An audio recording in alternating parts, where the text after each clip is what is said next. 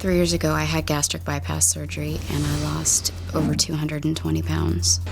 When I was overweight, my husband would say hurtful and mean things. I've called her fat, lazy, words that aren't appropriate.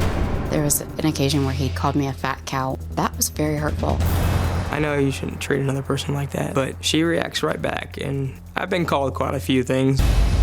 Chris is a very angry person. He only knows how to express it in rage or yelling. I know I have anger issues. I'm very negative. One time, we had been having an argument. Chris kept pushing, and it was making me more and more angry. I got up in her face. She pushed me, and I smacked her in the back of the head. The cops were called. I was taken to jail. With the weight loss and the change in my self-esteem and my confidence level being higher, it has made me realize that I don't have to stay because I'm so big that nobody else will want me. I will not endure many more years of marriage like this. Well, Chris and his wife Kim are here, and you say you're up against it. You're saying you're not going to do this anymore. Yes, I'm to that point. My understanding is that when you dropped all of this weight, that it got much worse.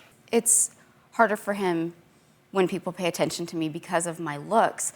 When I'm still the same person inside, I'm still the same loving, caring person who loves him. But he says that's not true. He says that when you lost the weight, you lost yourself. That's a quote.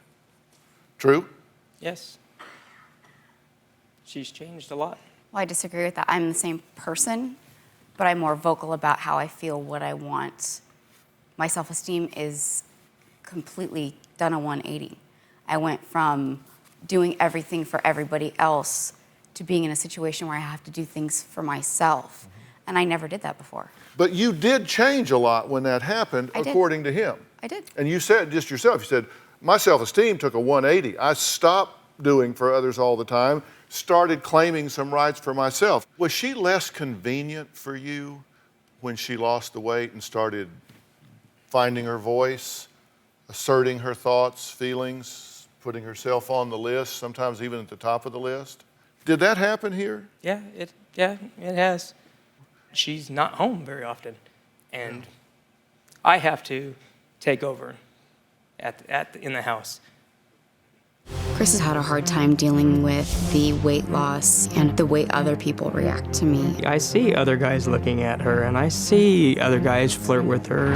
You can tell that it creates insecurity just by comments that he makes.